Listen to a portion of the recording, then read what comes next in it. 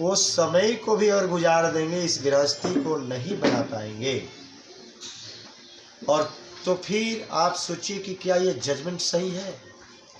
आप एक वकील होने के नाते मैं इससे आपसे पूछ रहा हूँ, आप हैं जज, हम आपको जज बना दिए, कितना आप सही काम कर रहे हैं इस जीवन के लिए? प्रश्न बहुत अच्छी बात है कि आप ये तर्क दिए।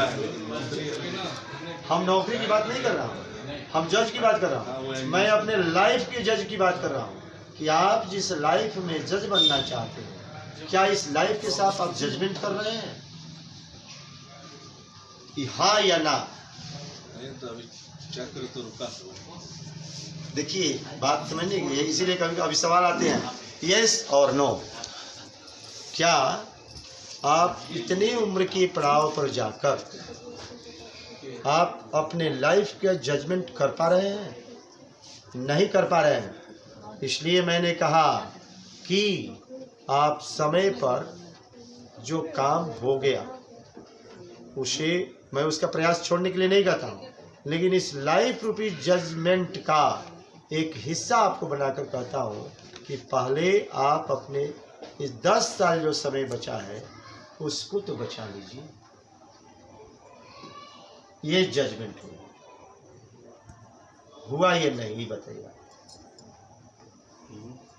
नहीं हाँ ना में स्पष्ट बोले, ये सारे लोग सुन रहे हैं हमारी बात को। आप जज हैं, ये मैं आर्गुमेंट कर रहा हूँ कि इस लाइफ का व्यवस्था 80 वर्ष है।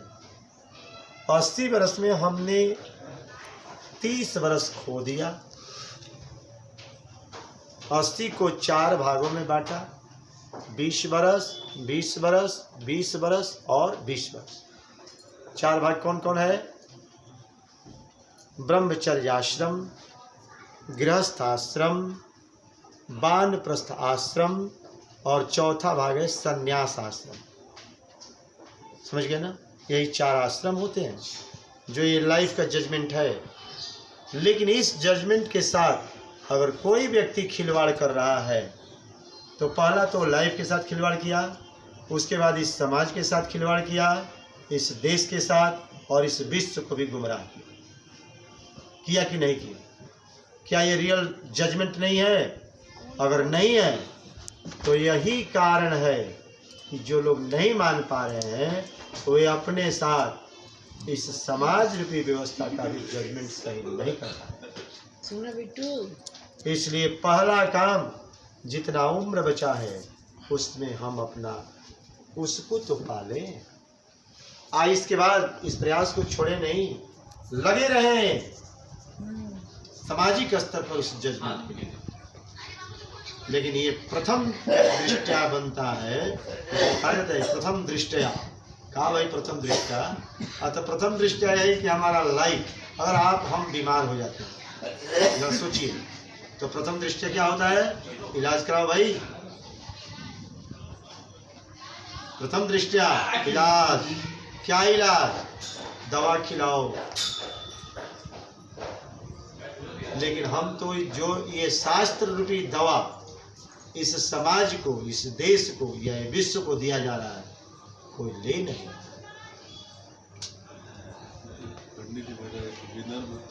बोलिए, सन्यासी को आप किस दृष्टि से देखते हैं? हाँ फिर आइए, अब इसका मैं वर्गीकरण करूँ। ब्रह्मचर्य आश्रम या विद्या अध्ययन का जो व्यवस्था है, याद रखेंगे ये इस लाइफ को 4 पार्ट में बांटा गया। पहला पार्ट है ब्रह्मचर्य आश्रम या पढ़ाई लिखाई,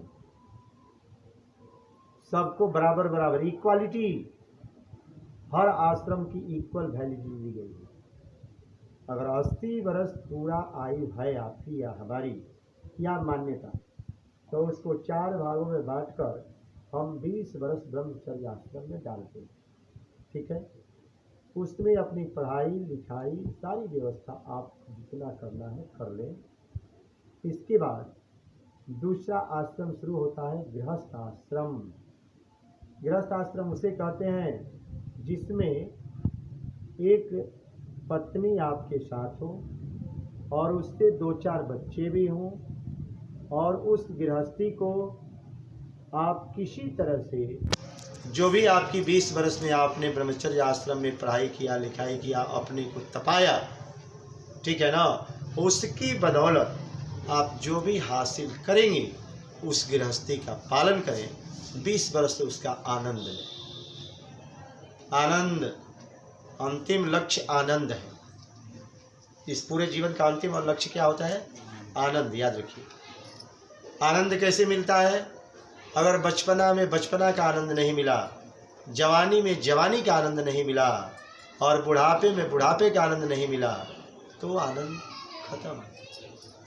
मेरी बात समझ रहे हैं? इसी तरह से बोलता हुआ जाएंगे कि ब्रह्मचर्य आश्रम को हमने समाप्त कर दिया, गृहस्थ आश्रम जो 40 वर्ष का था उसमें भी 10 वर्ष समाप्त कर दिया, तो उस आनंद को अब मात्र 10 वर्ष बचा ना। 10 वर्ष तो हम इसी में खींच दिए या खो गए। होता क्या है उसमें? गृहस्थी का आनंद कि अपने बाल बच्चा घर परिवार के साथ मिलजुल कर, हंस खेल कर अपने कमाई का सदुपयोग करें आनंद से। और इसमें जब बाल बच्चे हो जाएंगे तो वानप्रस्थ का क्या गुण है ये भी मैं बता दूँ। जब आपको 20-30 वर्ष के लगभग बच्चे होंगे तो इस गृहस्थी का यह भी एक परिणाम है कि उस बाल बच्चे को पढ़ाना लिखाना, उसको एक योग्य बनाना, उसके ऊपर अपना ध्यान रखना कि तुमको क्या दिक्कत है।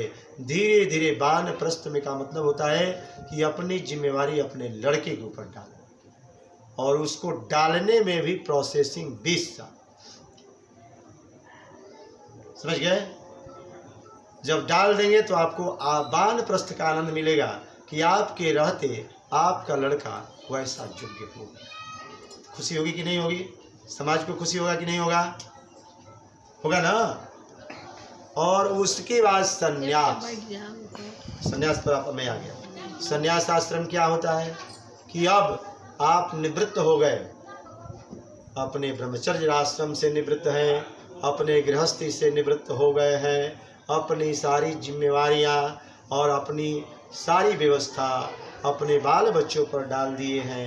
आप देख रहे हैं कि वो बड़े अच्छे काम में हैं, बहुत संतुलित काम कर रहे हैं, अब आपकी मुक्ति हो गई। तो संन्यास किसका नाम है? मुक्ति। आप विचरण करें, तीर्थ यात्राओं को करें, बड़े बड़े धरोहर को देखें, अपने जीवन को यही संन्यास है कि मुझे अब न इनसे मतलब है, न इनसे, न इनसे, ठीक है ना। यानी मैं मुक्त हो चुका हूँ क्योंकि मेरे ऊपर अब कोई लायबिलिटी नहीं है। समझ गए? यह मुक्ति कहलाता है। संन्यास का मार्ग मुक्ति का मार्ग। जो शुरू में ही संन्यास ले लेता है हाँ, अब उस पर आइए। ये तो मैंने लाइफ रूपी व्यवस्था को बताया। अब कुछ लोग की भटकाव, इसको हम लोग भटकाव कहते हैं। इसीलिए हमारी गीता कहती है, गीता की बात बड़ी विचित्र है कि है कृष्ण कहते हैं अर्जुन से कि समझो, भटको मत। जब तुम्हारा ब्रह्मचर्य का आश्रम आया तो ब्रह्मचर्य नहीं रहा, जब गृहस्थी का आश्रम है तो गृहस्थ नहीं बना, और वानप्रस्थ के आश्रम में वानप्रस्थी नहीं बना, तो अब तुम सन्यासी बनोगे। हो ही नहीं सकता। इसीलिए कहा गया है कि बिना पत्नी कथम धर्म, बिना पत्नी का धर्म ही नहीं होता है, शास्त्र कहता है। समझ गए? तो अब इस अवलोकन को अगर हम आप नहीं समझ पाए तो इस अपने लाइफ के साथ, इस समाज के साथ हम जजमेंट नहीं करते। अच्छा, संन्यास उसे ही कहते हैं कि हमारी अब मुक्ति, हमें किसी से कोई लेना नहीं, मिला तो भोजन, नहीं तो कोई बात, क्योंकि आपको कोई इच्छा नहीं, लिप्सा नहीं, मोह नहीं कि अब मेरा लड़का योग्य नहीं है। अब कोई मान लीजिए कि शुरुए में संन्यास लेता है तो कुछ अपवाद व्यवस्था है, याद रखेंगे। एक्सेप्शनल हर जगह है, अपवाद हमेशा ऐसा नहीं होता है, ये कुछ खास है। जैसे शंकराचार्य जी, अब उदाहरण में हमारे शंकराचार्य क्या किए, छोटी अवस्था में अपने माँ से कहा कि मुझे संन्यास दे दो। क्यों संन्यास दे दो भाई, अभी उम्र छोटी है, संन्यास क्यों दे दो? क्योंकि कोई कोई व्यक्ति ऐसा ही उत्पन्न होता है तो छोटे से सन्यासी छोटे से सन्यासी। दे दी और माँ ने नहीं, लेकिन माँ ने कहा कि बेटा तुम एक ही मेरा बेटा, और तुमको मैं पैदा, मेरे पिता जो तुम्हारे पिताजी भी नहीं है, मेरा परवरिश कौन करेगा। एक गृहस्थ का ये भी धर्म है कि अपने माता पिता सगा संबंधी साधु महात्मा सन्यासी की भी सेवा करे। किसका काम है? एक गृहस्थ का। अन्न वो उत्पादन करता है, बच्चा वो उत्पादन करता है, और उसी सन्यासी की सेवा, जिसे लास्ट स्टेज सन्यासी का है। समझ गए ना। अब कोई शुरू में ही सन्यासी बन गया तो उसका भी स्वागत गृहस्थ ही करता है। इसलिए गृहस्थ साधारण व्यवस्था नहीं है। लेकिन इस गृहस्थी को लोग समझ नहीं पाए कि एक गृहस्थ सन्यासी तो 1-8% बिरले कहीं कहीं लोग होते हैं, समझ गए, रियल जो सन्यासी है। बाकी सब तो और कमाने खाने वाले बहुत से लोग होंगे, तो उसकी चर्चा मत करें। लेकिन रियल सन्यासी की यदि चर्चा करेंगे तो 1-8% कहीं। तो उनकी माँ बोली, बेटा तुम एक ही बेटा, मेरी ये स्थिति कि तुम पानी लाते हो तो मैं पीता हूँ, तुम खाना देखते हो तो मैं खा लेती हूँ, है, स्नान कराने रोज मुझे नदी पर ले जाते हो, मेरे साथ क्या रहे हो। कौन गृहस्थी का पालन नहीं समझे। तो एक दिन की घटना हुई, लेकिन वो तो साधारण पुरुष नहीं थे, वो ऐसे ही अवतार पुरुषों का कभी कभी हो जाता है। तो उन्होंने क्या किया कि एक घटना घटी। एक बार माँ बच्चे को लेकर नदी पर स्नान करने गई। उसी शंकराचार्य जब लेकर स्नान करने गई तो एक ईश्वरीय चक्र, इसको हम लोग कहते हैं ईश्वरीय चक्र, क्योंकि वो सन्यासी थे, अब तो समाज में आए थे, इसलिए माँ का भी आदेश लेना था। तो माँ से बोले, एक उसी नदी में एक ग्राह आ गया। क्या आ गया? ग्राह। और ग्राह बालक पर झपट पड़ा। अब बालक जो शंकराचार्य जी हैं वो बोल रहे हैं कि माँ अब मैं, हो सकता है कि मुझे ये ग्राह निगल जाए, कम से कम अभी तो मुझे आदेश दे दो कि मैं सन्यासी बन जाऊं। इसी गरुड़ पुराण में एक लाइन आया है, इस अंत समय में यदि कोई कह दे कि मैं सन्यासी हूँ, मैं सन्यास ग्रहण किया, तो उसकी मुक्ति हो जाती है। आया था, आप लोग अक्षर से सुने होंगे तो सुने हैं, और नहीं सुने तो शास्त्र की बात मैंने कहा। ठीक है ना। अगर मैं सन्यासी हो गया अंतिम समय में भी कह के, तो आप सोचिए कि आप मुक्त, सन्यास शब्द से ही मुक्ति मिलती है, लेकिन इसका ज्ञान होना चाहिए। तो उस स्थिति में माँ बोली कि बेटा अब जब तुम मर ही रहे हो और ग्राह निगल ही जाएगा, तो मैं कहते हो कि भले तुम्हारा जान तो बच जाए, सन्यासी बन जाओ। तो वो कहे कि ठीक है माँ, हम सन्यासी, आदेश हो गया। सन्यास जो ही बोली कि बन जाओ, ग्राह अपना रुख फेर दिया, आओ सन्यासी। ग्राह का रुख किधर था? इधर हो गया उधर, क्योंकि ये तो घटनाक्रम था। जैसा आपको करना है वैसा होता है। तो विलक्षण पुरुषों का मैं कथा बताया। वो सन्यासी जब बन गए तो बोले कि देखो माँ, अब तो आदेश दे दी, लेकिन ये नदी, आज से मैं ये सन्यासी हो चुका हूँ, और मैं इस नदी से प्रार्थना करता हूँ कि मेरी माँ के स्नान ध्यान और पूजन पाठ के लिए ये नदी तुम्हारे दरवाजे से होकर बहेगी। और तुम जब भी तुम्हारा कोई भी अहित होगा, असुविधा होगी, मैं उस तुम्हारी सेवा के लिए तत्पर रहूँ। अब तब तक के लिए मुझे आदेश दो कि मैं जाकर परिभ्रमण करूँ। समझ गए। तो उसी समय, कथा को मैं पूरी कर देता हूँ शंकराचार्य जी की। उसी समय शंकराचार्य जी कहाँ गए? उज्जैन, ओंकारेश्वर में। और ओंकारेश्वर में नदी के उस पार जो ओंकारेश्वर मंदिर है, आप लोग गए हैं तो जानिए, वहाँ पर गुरु गुफा है, गुरु की एक गुफा है। उसी गुफा में इनके गुरुजी, शंकराचार्य जी के गुरुजी तपस्या में लीन थे, और उन्होंने अपने शिष्यों को कहा था कि यदि कोई ऐसा बालक, जब इस कौन है नदी, उज्जैन में कौन नदी है जी? क्षिप्रा हाँ, और नर्मदेश्वर, नर्मदा नदी नर्मदा। उज्जैन में है, ठीक है ना।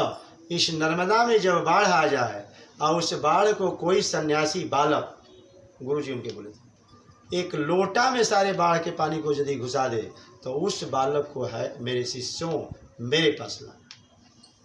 उस समय उस एरिया में नर्मदा इतने उफान पर थी, अब कोई उस बाढ़ से त्राहिमाम हो रहा था।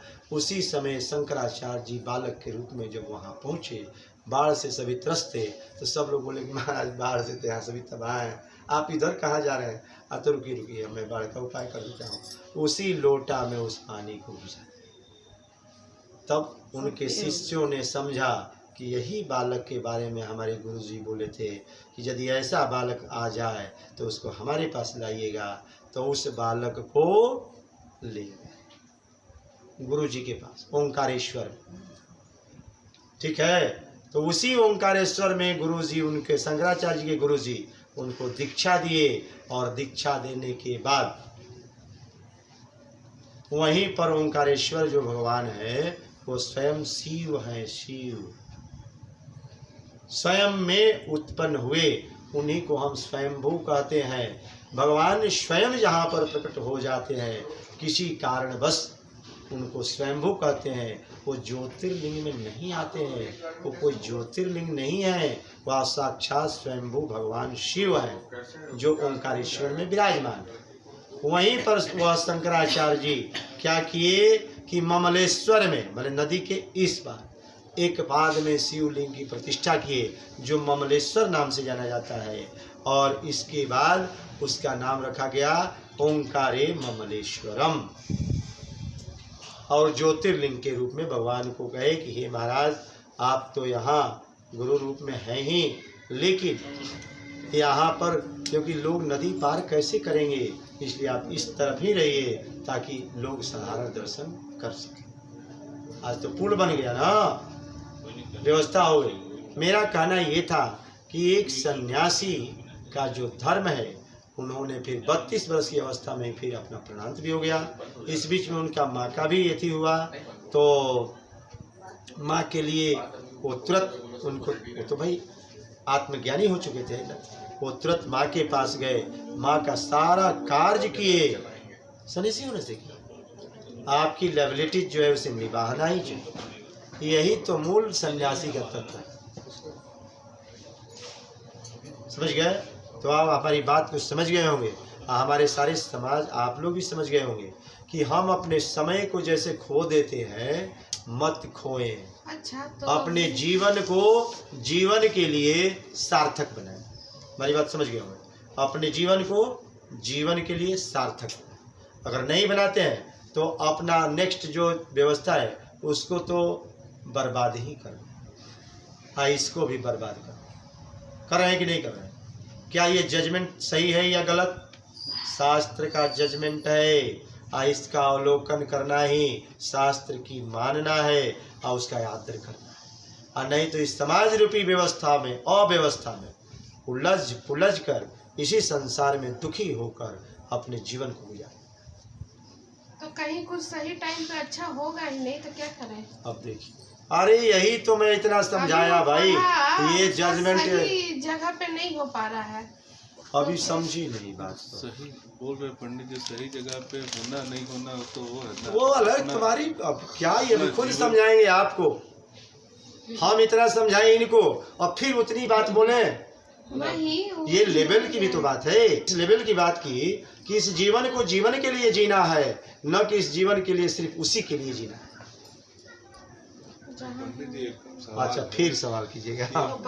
लास्ट सवाल है मेरा, हाँ। कि जैसे रूबी दीदी बोल रही है, हाँ, और जैसे आमदनी हो ही नहीं रहा है, मान लीजिए तो पत्नी तो आती है, जैसे आप जो उदाहरण दिया उसमें तो माता है, तो माता तो हमारी भी है, हाँ, सबकी माता है। हाँ माता है, तो विवाहित तो वो भी शंकराचार्य भी नहीं थे, हाँ, विवाहित नहीं थे। नहीं थे, हाँ।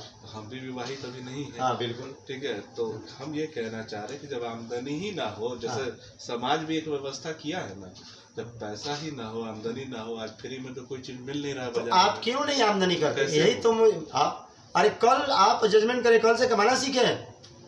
यही तो मैं अभी बोल रहा हूँ सबको। वैसे सभी लोग अपने को भी गुमराह कर रहे हैं और समाज को गुमराह कर रहे हैं। आप चाहें तो कल से काम शुरू कर सकते हैं, और जितना भी काम आप कर सकते हैं उसमें सारी व्यवस्था हो सकती है। यही तो ईश्वर की लीला है। आप करना तो सीखें, जीवन तो लाएं, जजमेंट मत छोड़ें, लेकिन काम उसको भी करें। आप एबिलिटी बढ़ाएं, योग्यता बढ़ाएं, व्यवस्था बढ़ाएं, लेकिन अर्जित भी कल से करें, कल से नहीं आज से। पढ़ रहे हैं उसका बड़ी बात नहीं समझे? कौन नहीं कर सकता है भाई? आपके 2 हाथ है, 2 पैर है, 2 मुंह है, 2 नाक है, एबिलिटी है, आप कर सकते हैं, करें। और पहला जीवन को भी अपना जीवन बनाएं। नहीं तो अब एक हमारे हैं 63 साल के, कहते हैं कि अब हम शादी करने का हमारा विचार है। हमने कहा अच्छी क्या बात है अच्छी जी? अरे भाई समझने की कोशिश कीजिए ना भाई, लाइफ जिए नहीं और कहते हैं कि अब विचार है। 70 साल में आपका विचार है, विचार बना है इनका, माने इनके विचार से सृष्टि चल रही है, कि आपके विचार से व्यवस्था चल रही है। कहीं न कहीं सब ईश्वर के हिसाब से चल रहा है। आप करना तो सीखें। हमारी बात समझ गए होंगे? फिर दूसरा सवाल मत कीजिएगा, है ना? दूसरा सवाल कीजिएगा तो फिर भाई समझने के लिए मैं किसी के लिए कहता हूँ, मैं भी उसी में था, मैं भी उसी तरह से था, लेकिन बाद में मुझे समझ में आया कि मैं तो अपने समय को निरर्थक गंवा रहा हूँ। निरर्थक तो सार्थक बनाने के लिए हमने कथा ही शुरू कर दी। हमने कथा ही शुरू कर दी भगवान की भाई, तो 2 पैसा आने लगा। अरे हमको तो पता ही नहीं था, लेकिन यहाँ ईरानी का भी कथा हमने कह दिया, और उन्होंने कहा कि आपको डोमेस्टेटर का क्लास कर देंगे, नौकरी देंगे। यही हमारे जो इनके पिताजी, आपके चाचा जी, बड़े पापा जी, हमको बोले कि चलिए आपका नौकरी इसमें लगा देते हैं। हमारा वही था सर। अरे वो तो नौकरी, लेकिन जिसका एक इमेज तो था, बेचारा बोला तो। हमारी बात समझने की कोशिश, कि हमारी नौकरी नहीं लगी छोड़ दीजिए, लेकिन उसका एक हिम्मत था तो कि नहीं मैं चाहता हूँ कि आपको कुछ करूँ। लेकिन हम आप ऐसे संतान उत्पन्न हुए कि हम लोग चाह कर नहीं इनको कर पा रहे हैं ना उनको कर पा रहे हैं, लेकिन उसके अंदर एक हौसला था उस जीव के अंदर। और कितने लोगों को लगाया ना जी, चाहे झूठ बोले सच बोले कुछ भी करके, वह व्यक्ति ने बताया कि हम 14 आदमी को नौकरी दिए। उसमें हमारे भाई विनोद जी भी, प्रेम जी भी उसी में आते हैं, आप बहनोई भी वही उसी में आते हैं। तो सब लोगों ने आया, आपने क्या किया, उन्होंने क्या किया, कमाया खाया गया। तो जब मैं इस लाइन में आया तो हमारे साथ बहुत से ब्राह्मण भी आए, सबकी एक व्यवस्था हुई, उनकी भाग्य से हुआ। लेकिन कहीं न कहीं सूत्रधार तो हम बने, चाहे आप बने। क्या जी, ऐसा होना चाहिए। इसको कहते हैं कर्म क्षेत्रे धर्म क्षेत्रे कुरुक्षेत्रे समवेता जुजुत्सव माम का पांडवाश्चैव किम कुर्वत संजय। तो इस अपने बुद्धि से पूछिए और देखिए कि क्या हो रहा है। कल नहीं, आज से निर्णय होना चाहिए, जजमेंट ये होना चाहिए, आप जज हैं। हाँ, इस जजमेंट के हिसाब से आप जजमेंट दे दीजिए, लटपट बात नहीं। नहीं देते हैं तो फिर आप हमको या तो समाज को या देश को उसी तरह से, उन सब जजों को तो नहीं कहूँगा ना, तो फिर एक भाई वीडियो बना के छोड़ देते हैं बीच में, अब लोग बोलने लगेगा हमको कि आप क्या बोल रहे हैं। लेकिन वास्तविकता मैं बता रहा हूँ कि अपने लाइफ रूपी जीवन को ऐसा न करें कि बर्बाद हो जाए, और ये कोई अच्छी जजमेंट नहीं है।